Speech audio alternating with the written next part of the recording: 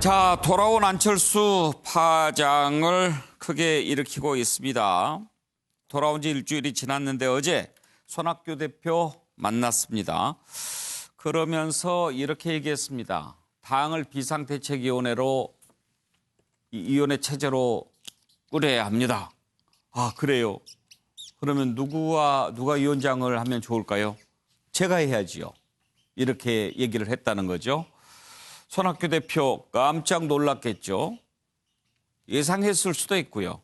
그러면서 유승민 전 대표와 다를 게 없다 이런 얘기하면서 심지어 태도가 상당히 좀 마음에 안 들었다 그런 얘기까지 나왔습니다. 안철수 전 대표, 나는 지금까지 태도 가지고 그렇게 말 듣는 사람 아니다. 최대한 예의를 갖춰서 얘기했다라고 하지만 여전히 두 사람 만남 뒤에 좋지 않은 얘기들이 많이 나옵니다. 현재까지는 안철수 전 대표 바른미래당을 다시 한번 살려보겠다라는 생각이 있는 것 같은데 손학규 대표, 안철수 돌아오는 건 좋지만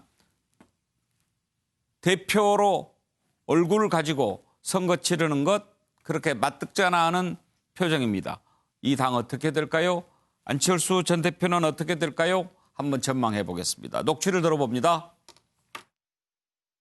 어려움에 처해 있는 당을 어떻게 살릴 것인지 그 활로에 대해서 깊이 있는 대화를 나눴습니다. 고민해 보시고 답을 주셨으면 좋겠다고 말씀드렸습니다. 무엇에 대한 답을 주실 거라고?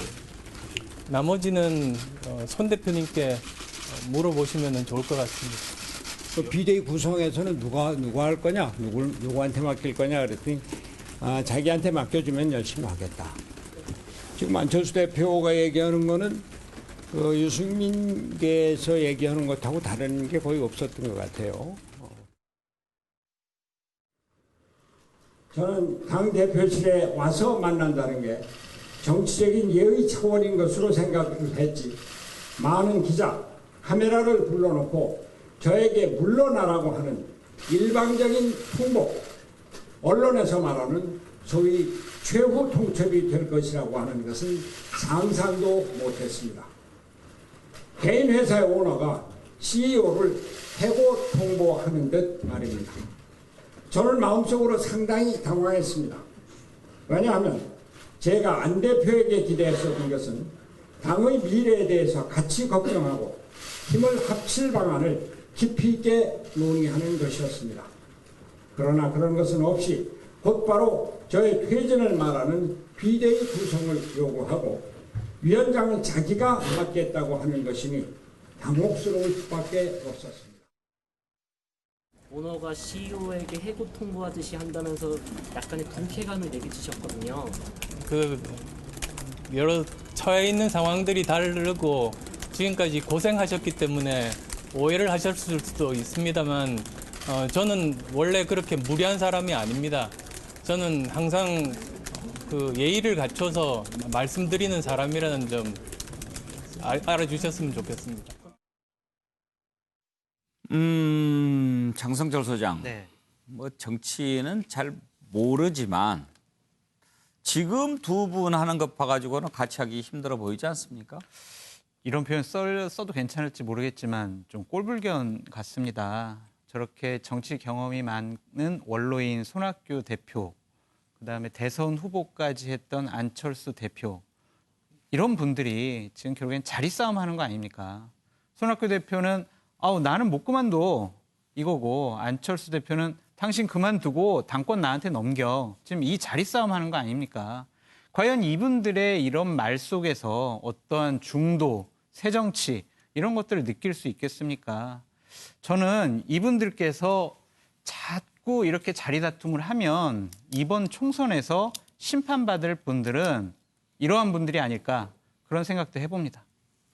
오너가 CEO 해고하듯 한다. 차재원 교수, 지금 손학규 대표 그런 마음이 있어요. 뭐 상당수 사람들이 안철수 전 대표가 이 바른미래당을 만들 때 일종의 창업주 역할을 했기 때문에 아마 그러니까 지금 안철수 전 대표가 창업주고 아마 그 손학규 대표는 그러니까 바지 사장, 월급 사장 아니냐 뭐 그렇게 아마 본인은 그렇게 느꼈던 것 같아요. 근데 어쨌든 간에 제가 지금 쓴 대로요. 꼬시래기 제살뜯기가 아닐까라는 생각을 합니다. 꼬시래기가 뭐죠? 꼬시래기가 뭐냐면 이 경상도 사투리인데요. 아마 예. 그래서 안철수 대표는 충분히 이 말을 알 겁니다. 꼬시래기가 표준말로는 망둥이인데요. 그러니까 전라도에서 망둥어라고 하죠. 예. 그래서 이 망둥이가 상당히 식성이 좋아요. 그렇기 때문에 자기가 배가 고프면 자기 이 같은 망둥어도 잡아먹고요. 설사 이 낚시꾼들이 망둥이를 미끼로 던져도 그걸 덥석 물어요. 그래서 결국은 어떻게 되죠? 자신의 자멸을 초래할 수밖에 없는 그런 상황이라는 겁니다. 그러니까 눈앞의 이익 때문에 다 같이 그러니까 망하는 그러한 상황을 꼬시래기 제살뜯기라고 하는데 저는 바른미래당의 지금 형태 자체가 누가 어떤 식의 명분을 갖다 놓는다고 하더라도 지금 당의 재건이 상당히 필요한 시점에서 지금 볼성사나운 모습을 보여주고 있다. 그런 측면에서 봤을 때는 이런 이 경상도에서 많이 쓰는 이런 표현이 딱 적합한 행국이 아닐까 상당히 안타깝다는 겁니다. 꼬시래기 제살뜯기. 예. 사전을 찾아보니까 꼬시래기는 원래는 바다의 식물로 나오는데 망둥어를 부산에서는 또 꼬시래기라고도 부르는군요. 그러니까 국어사전에는 망둥이가 표준어고요. 예, 그러니까 이제 전라도나 이런 데서 망둥어라고도 하고. 아니 꼬시래기를 찾아봤더니 식물로 나오는데. 그러니까 그건 표준말이고. 망둥어를 꼬시래기라고 부산 근처에서 부르기도 한다고. 경상도에서는 다 이거 저 꼬시래기 제살뜯기라는 표현을 많이 쓰거든요. 맛있습니까? 아주 많이 쓰죠. 아주 많이 쓰죠. 예, 정태근 의원. 참 이해가 안 돼요. 저는 뭐 거의 결별의 수순이라고 봐요. 그러니까 예를 들면 안철수 전 대표가 손 대표를 만나서 비대위 물러나시고 비대위를 구성하자. 그럼 거기까지 얘기했어야지. 내가 비대위원장 하겠습니다. 이건 말이 안 되잖아요. 적어도 비대위 자리를 물러나셔서 비대위를 구성하시면 당내 의원들 다 불러 모아가지고 비대위를 어떻게 할지에 대해서 얘기해 보겠습니다. 이렇게 얘기하는 게 맞는 것이고. 아니 손학규 대표도 아니 사실은 본인은 저렇게 버티고 있잖아요. 그래서 사실은 해임할 수 있는 방법이 없어요 지금. 그리고 바른미래당의 당원이 아주 좀 조잡하게 돼 있어가지고 전당대회 소집도 잘 안 됩니다 지금요. 그러면서 또 안철수 대표에 대해서 공격을 하기 위해서 얘기를 해요. 그것은 이제 갈라서겠다 이 얘기인데 네. 거기에 대한 또 안철수 의원의 대표의 얘기도 참 저는 참 이해가 잘 안 되는 게 예의 있게 말씀드렸다고 그러잖아요. 저 같으면 이렇게 얘기했을 거예요. 본인은 그게 아니지만 그렇게 느끼셨다면 저한테 아직도 부족함이 있는 것 같습니다. 죄송합니다. 이렇게 얘기했으면 훨씬 폼이 나잖아요. 예. 그런데 거의 이제는 헤어지니까 거의 막 가자는 식으로 얘기하는 수준이에요 지금.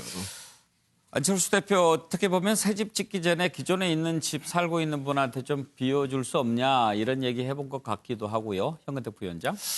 저는 근데 손학규 대표의 워딩을 보고 이분 오래 버티긴 좀 어렵지 않나 이 생각 들어요. 그래요? 왜 그러냐면 사실 이 사회에서 이런 경우 되게 많습니다. 한마디로 얘기하면 이제 실제 오너가 있고 명의만 빌려주거나 말씀처럼 이제 소위 바지 사장이라 그러는데요. 이게 내세운 분들이 이 싸움을 딱 붙었을 때 나 바지 사장 맞아 이런 사람 절대 없거든요. 그럼 패에서 벌써 밀리는 거예요. 아하. 근데 앞에 뭐라 그랬냐면 개인 회사의 오너라 그랬습니다.